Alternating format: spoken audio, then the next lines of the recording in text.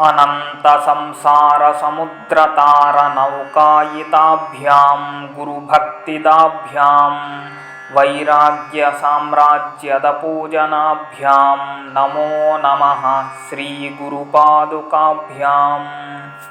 कवित्ववारासिनिशाकराभ्यां दौर्भाग्यदावाम्बुदमालिकाभ्यां दूरीकृतानम्रविपत्तिताभ्यां नमो नमः श्रीगुरुपादुकाभ्याम्।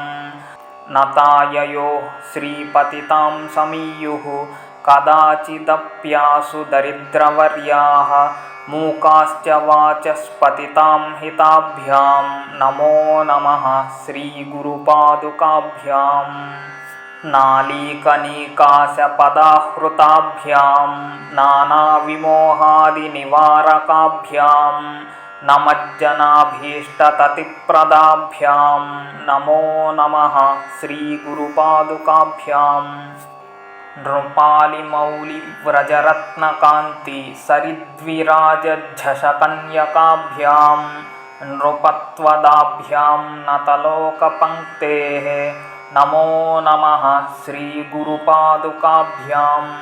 पापान्धकारार्कपरम्पराभ्यां तापत्रयाहीन्द्रखगेश्वराभ्यां जाड्याभिसंशोषणवाडवाभ्यां नमो नमः श्रीगुरुपादुकाभ्याम्।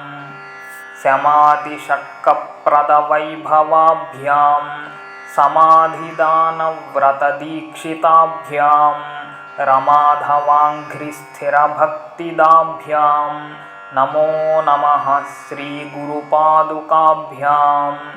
स्वाच्चापराणामखिलेष्टदाभ्यां स्वाहा सहायाक्षधुरन्धराभ्यां स्वान्ताच्छभावप्रदपूजनाभ्यां नमो नमः श्रीगुरुपादुकाभ्याम्।